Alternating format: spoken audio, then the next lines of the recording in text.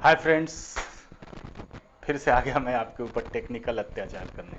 लेकिन ये अत्याचार करना बहुत ज़रूरी है। इसके पहले मैंने पिछले वीडियो में लिमिट स्टेट मेथड और वर्किंग स्ट्रेस मेथड के अंतर के बारे में बताया था, और वो वीडियो इंफॉर्मेशनल वीडियो था। लेकिन ये वीडियो अगर आप सिविल इंजीनियर हैं तो आपके लिए ब्रह्म ज्ञान है। मैं ब्रह्म ज्ञान इसलिए कह रहा हूँ कि अगर आप इस वीडियो को देखेंगे तो आपको लिमिट स्टेट और वर्किंग स्ट्रेस मेथड के बारे में एक ऐसी समझ पैदा हो जाएगी आपके दिमाग के अंदर कि आप भी बोलेंगे कि ये वीडियो मेरे लिए सच में ब्रह्म ज्ञान था। तो ब्रह्म ज्ञान उस ज्ञान को कहते हैं जो आपके आंखों के आगे पड़े हुए पर्दे को हटा दे, या आपको कुछ ऐसा नया सिखा दे जो आपने कभी ज़िंदगी में सोचा भी ना हो, या फिर कुछ ऐसा समझा दे जो आप जानते तो बचपन से हैं बट उसको कभी समझते ना थे। तो इस वीडियो में आपके साथ भी ऐसा ही कुछ होने वाला है। तो टाइट कीजिए अपना सीट बेल्ट और शांति से इस वीडियो को पूरा देखिए।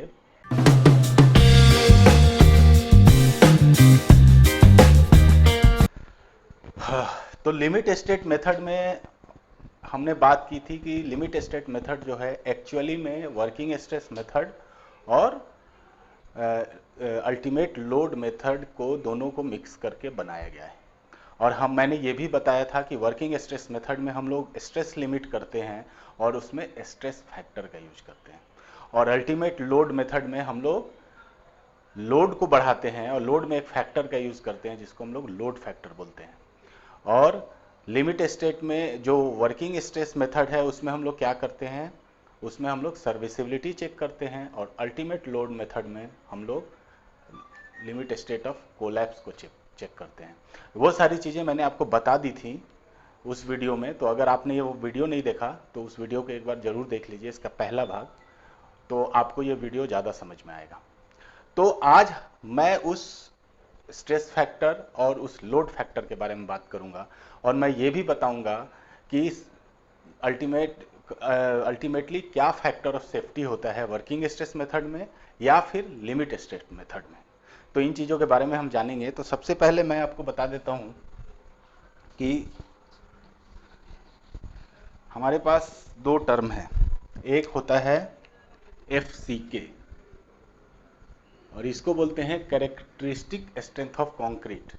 ये नोटेशन हम लोग यूज करते हैं जनरली FCK, और FCK कहीं भी लिखा हो तो आप समझिए उसको कैरेक्टरिस्टिक स्ट्रेंथ ऑफ कंक्रीट। और ये कैरेक्टरिस्टिक स्ट्रेंथ है क्या, इसके लिए मैंने ऑलरेडी वीडियो बना दिया है, और आप चाहें तो टेक हिंदी इंडिया पे जाके उस वीडियो को देख सकते हैं। उसी तरह ये होता है कैरेक्टरिस्टिक स्ट्रेंथ ऑफ कंक्रीट, और FY ये होता है characteristic strength of steel. Actually जो RCC होता है, रेनफोर्स्ड स्टील कंक्रीट जो होता है, उसमें दो चीज़ें यूज होती है, एक स्टील होता है और एक कंक्रीट होता है। तो हम लोग यहाँ भी दोनों चीज़ों के बारे में बात करेंगे। और एक तीसरा फैक्टर होता है compressive stress, compressive strength.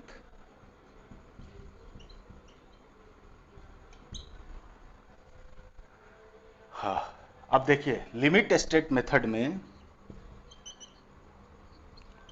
Limit state method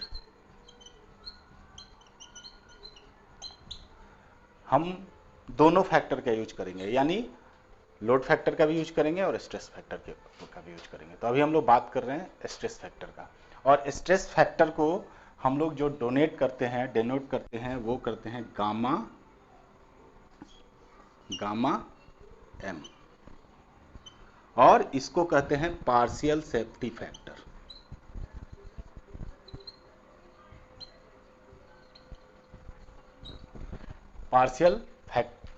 partial safety factor बोलते हैं गामा M को, और गामा M एक स्ट्रेस फैक्टर है जिसका इस्तेमाल हम लोग स्ट्रेस लिमिट करने में करेंगे।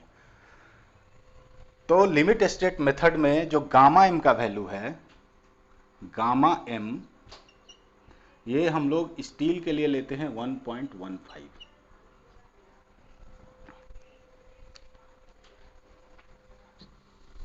गामा M लेते हैं हम लोग 1.15, और जो परमिसिबल स्ट्रेस होगा, परमिसिबल स्ट्रेस जो होगा वो क्या होगा, एफ सी के divided by gamma M.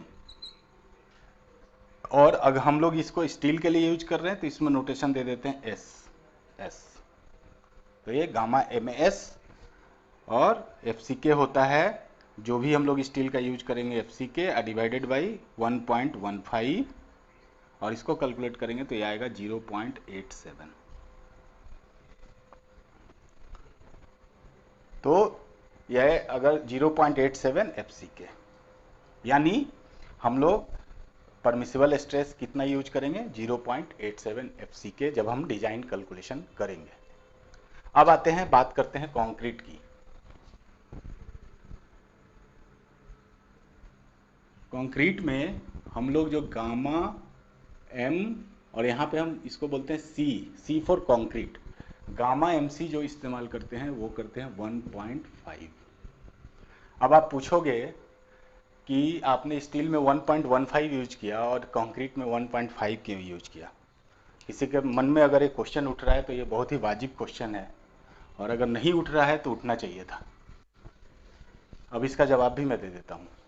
Steel जो होता है क्रिस्टलाइन मटेरियल होता है, जिसमें एटम्स जो होते हैं या उसके मॉलिक्यूल्स बहुत ही एक मैनर्ड में कॉम्पैक्टेड होते हैं, जिसके चलते उसके अंदर डिफेक्ट होने की संभावना बहुत कम होती है। इसीलिए हम लोग जो फैक्टर ऑफ सेफ्टी, यानी उसके स्ट्रेस को लिमिट करने के लिए जो फैक्टर ऑफ सेफ्टी इस्तेमाल करते हैं वो कम करते हैं। बट हम जानते हैं कि जो कंक्रीट होता है वो mixture of coarse aggregate, fine aggregate और सीमेंट, वाटर, ये सब का होता है। उसमें उसके रेशियोज भी होते हैं। तो कई सारे फैक्टर हैं जो कंक्रीट के अच्छा और होमोजीनियस बनाने में आते हैं, और वो फैक्टर के किसी भी एक फैक्टर में कोई गलती हो जाए तो कंक्रीट भी गलत हो सकता है। यानी कंक्रीट के गलत बनने का चांस स्टील के गलत बनने के चांस से ज़्यादा है। इसलिए इंजीनियर्स कोई चांस नहीं लेते और फैक्टर ऑफ सेफ्टी को ज़्यादा ले लेते हैं। इसीलिए कंक्रीट में हम लोग 1.5 factor of partial safety factor लेते हैं कंक्रीट में। तो परमिसिबल स्ट्रेस क्या हो जाएगा कंक्रीट के लिए, परमिसिबल स्ट्रेस हो जाएगा एफ सी के डिवाइडेड बाई 1.5। तो ये जो पार्शियल सेफ्टी फैक्टर है, एक्चुअली में ये थोड़ा ये 1.5 मैंने लिखा, ये एग्जैक्टली सेम नहीं होता। हाँ ये तो ठीक है, सॉरी। अब आगे चलते हैं। अब हम लोग बात करते हैं लोड फैक्टर की। ये तो हमने स्ट्रेस फैक्टर की बात की, अब हम लोग बात करते हैं लोड फैक्टर की।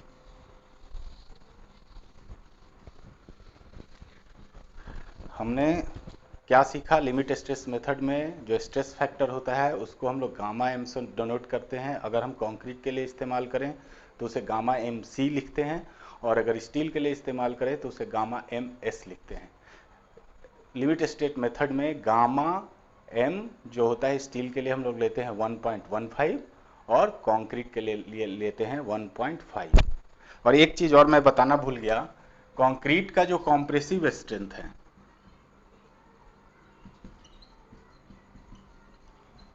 जो कॉम्प्रेसिव स्ट्रेंथ है वो होता है, कोड बोलता है यस 456 बोलता है कि आपको एफ सी के ना लेके 0.67 एफ सी के लेना है। क्यों लेना है, उसका कारण वही है जो अभी मैंने थोड़ी देर पहले आपको बताया। जो उसके बहुत सारे जो फैक्टर है, आपने बैचिंग में गलती कर दी, आपने क्यूरिंग में गलती कर दी, आपने मिक्स ठीक से नहीं बनाया, तो कंक्रीट खराब हो सकता है। इसीलिए हम लोग इसमें कोड भी है, ज़्यादा कॉन्शियस होता है, और उसने पहले से एक फैक्टर लगा दिया कि आप एफ सी के की जगह 0.67 एफ सी के यूज करो डिजाइन कैलकुलेशन में। तो जब हम लोग कंप्लीट फैक्टर ऑफ सेफ्टी निकालेंगे तो उसमें हम लोग क्या लिखेंगे, 0.67 1/0.67 इंटू 1/1.5। वो मैं आगे बताऊंगा, तो ये चीज आप नोट कर लीजिए। अब हम लोग बात करते हैं लोड फैक्टर की। लोड फैक्टर,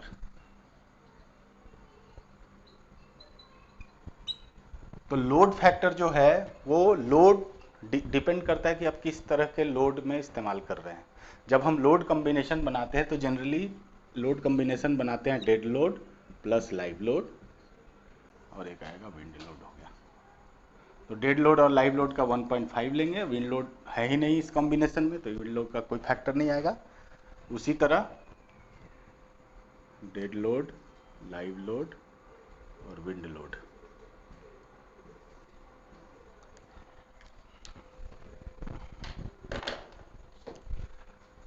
सर्विस के लिए अगर हम चेक करना चाहें तो डेड लोड के लिए 1, लाइव लोड के लिए 1, और विंड लोड है ही नहीं इस कॉम्बिनेशन में, तो इसलिए विंड लोड के लिए कुछ नहीं। और अगर dead load plus wind load के लिए चेक करना चाहें तो डेड लोड के लिए आएगा 0.8 या और 1.5, यानी इसमें दो कॉम्बिनेशन बनेगा। एक केस में हम लोग डेड लोड का फैक्टर 0.8 लेंगे, और यहाँ पे जो आएगा आगे लिख देता हूँ पहले, और लाइव लोड तो इसमें है नहीं, विंड लोड है, तो इसका आता है 1.5। अब इसमें लिखा मैंने एक है, लेकिन इसमें दो कॉम्बिनेशन, एक 0.8 के साथ और एक 1.5 के साथ कॉम्बिनेशन बनेगा।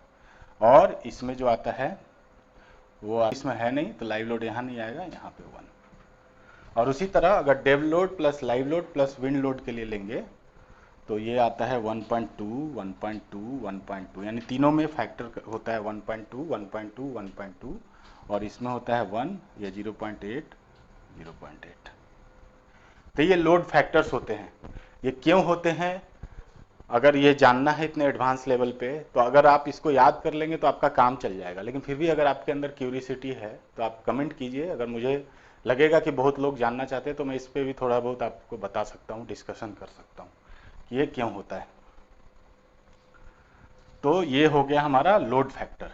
हमने ये सीख लिया कि सर्विस में कितना लेते हैं और कोलैप्स में कितना लेते हैं। यहाँ तक तो मुझे लग रहा है कि सबको पता होगा, बहुत सारे लोगों को ये पता होगा कि सर्विस में कितना लोड फैक्टर लेते हैं। अब लोड फैक्टर का जो नोटेशन है उसको लिखते हैं गामा एफ, और इसको भी बोलते हैं पार्शियल सेफ्टी फैक्टर।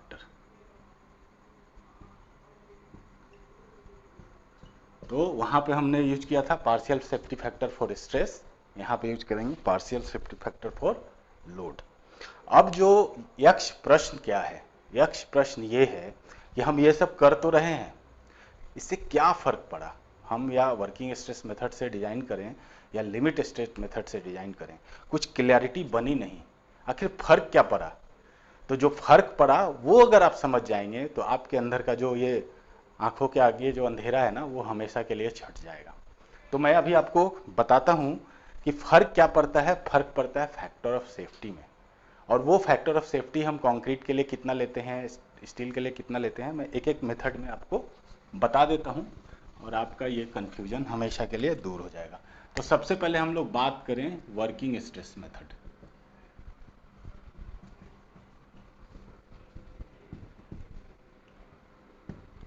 और जैसा कि मैंने पिछले वीडियो में बताया था कि वर्किंग स्ट्रेस मेथड में हम लोग केवल स्ट्रेस फैक्टर का यूज करते हैं, लोड फैक्टर का यूज नहीं करते। तो लोड फैक्टर का यूज नहीं करने का मतलब हो गया लोड फैक्टर हमेशा 1 होगा। यानी वर्किंग स्ट्रेस मेथड में अगर हम गामा एफ की बात करें तो gamma F is equal to 1 for all load case.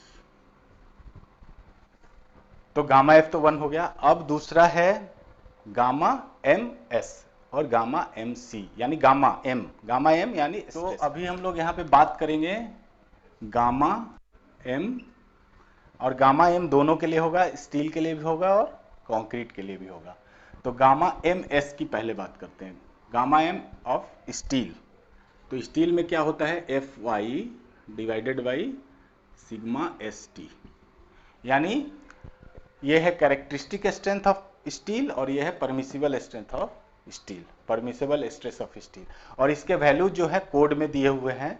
500 के लिए 275 होता है, यानी अगर एफ वाई 500 है तो 275 उसका परमिसिबल स्ट्रेस होगा, और अगर एफ वाई 415 है तो 230 होता है, और उसी तरह 250 है तो 140 होता है।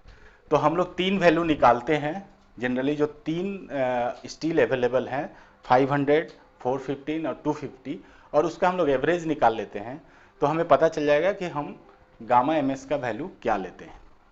तो पहला वैल्यू लेंगे 500 डिवाइडेड बाई 275, दूसरा वैल्यू लेंगे 415 बाई 230, और तीसरा वैल्यू लेंगे 250 डिवाइडेड बाई 140।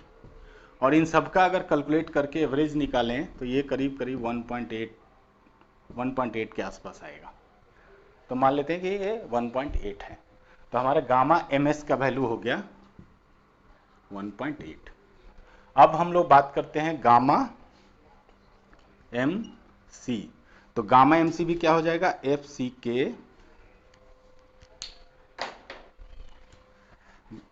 के divided by sigma C B C. अब ये सब वैल्यू जो है आपको पता होंगी, नहीं भी पता है तो ये एक परमिसिबल स्ट्रेस इन कंक्रीट होता है।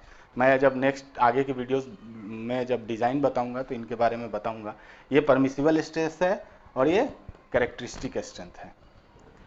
तो इसका वैल्यू जो होता है वर्किंग स्ट्रेस में लगभग 3 के बराबर होता है। तो गामा एम सी हो गया 3 और गामा एम एस हो गया 1.8। अब हम लोग बात करेंगे फैक्टर ऑफ सेफ्टी की। तो जो फैक्टर ऑफ सेफ्टी होता है वो दोनों का मल्टीप्लीकेशन, यानी gamma F multiplied by gamma S, gamma F multiplied by gamma M C. तो अगर हम factor of safety in steel बात करें, factor of safety in steel, तो कितना होगा, equal to gamma F into gamma M S. तो ये हो जाता है आपका, गामा एफ तो 1 है वर्किंग स्ट्रेस में, और गामा एम एस कितना हो जाएगा 1.8। तो स्टील का फैक्टर ऑफ सेफ्टी, जो टोटल फैक्टर ऑफ सेफ्टी होता है वो होता है 1.8। अब अगर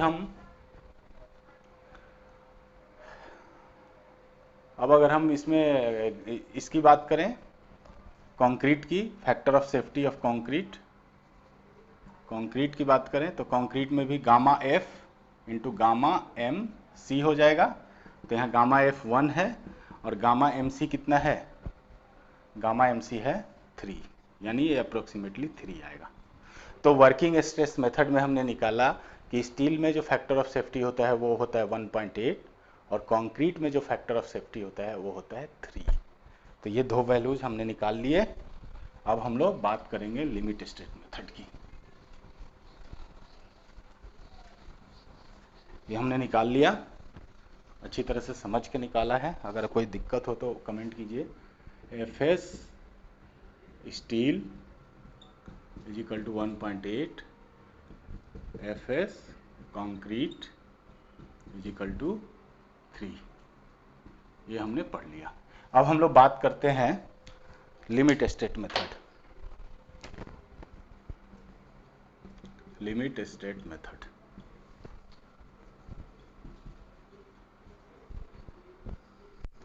यहाँ पे हम लोग गामा एफ जो लेंगे, हम लोग पहला load case dead load plus live load वाला गामा एफ ले लेते हैं और ये होगा 1.5। इसके बेसिस पे कैलकुलेट करते हैं। तो गामा एफ तो पता चल गया 1.5, और हमने जैसा देखा था गामा एम एस, तो गामा एम एस कितना होता है, divided by permissible stress 0.87 F Y. तो एफ वाई कैंसिल हो गया, ये आ जाएगा 1.15। तो गामा एम एस स्टील में आ गया 1.15। तो फैक्टर ऑफ सेफ्टी कितना हो जाएगा, factor of safety in steel, अगर स्टील की बात करें तो कितना हो जाएगा, gamma F into gamma M S, this is equal to 1.15 into 1.5, और ये आ जाएगा आपका 1.725। तो factor of safety in steel हो जाता है 1.725।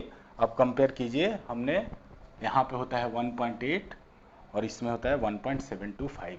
इसका मतलब क्या हुआ कि जो स्टील में फैक्टर ऑफ सेफ्टी जो लिमिट स्टेट में लेते हैं वो थोड़ा सा कम लेते हैं इससे। इसका मतलब फैक्टर ऑफ सेफ्टी कम लेंगे तो हमारा स्टील रिक्वायरमेंट भी थोड़ा सा कम आएगा। अच्छा, अब हम लोग बात करते हैं कंक्रीट की।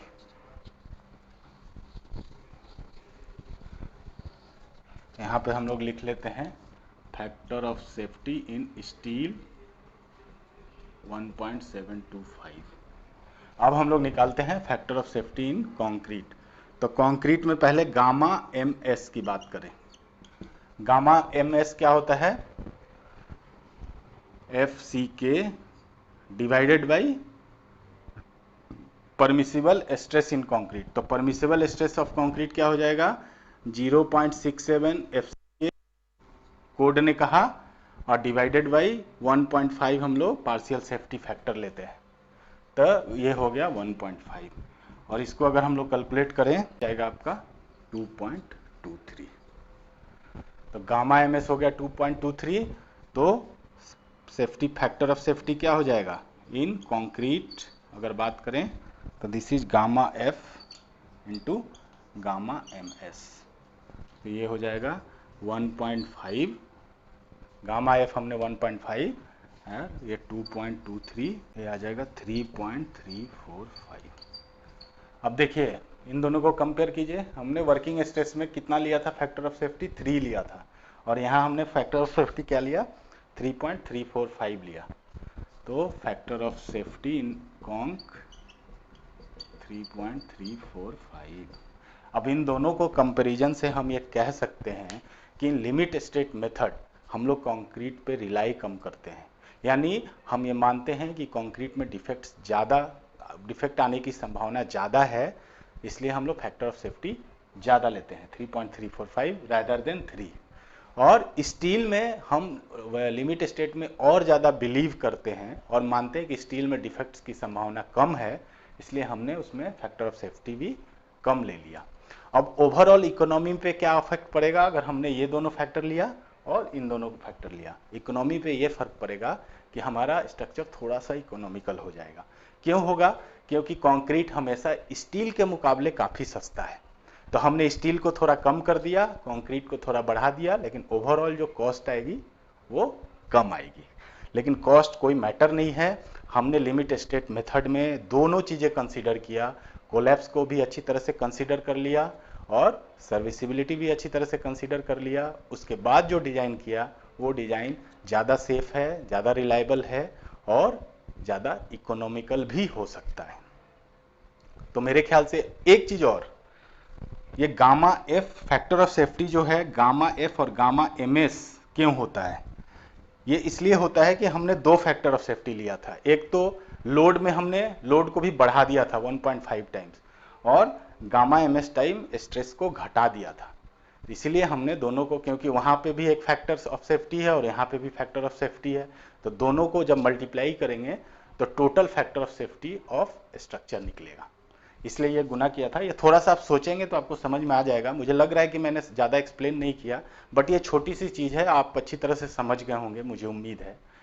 तो आज के वीडियो का मेरा टारगेट यही था और मुझे उम्मीद है कि मैं आपको समझा पाया हूँ कि दोनों लिमिट स्टेट मेथड और वर्किंग स्ट्रेस मेथड में क्या फ़र्क है, और आज के बाद आपके अंदर एक नया कॉन्सेप्ट डेवलप हो गया होगा।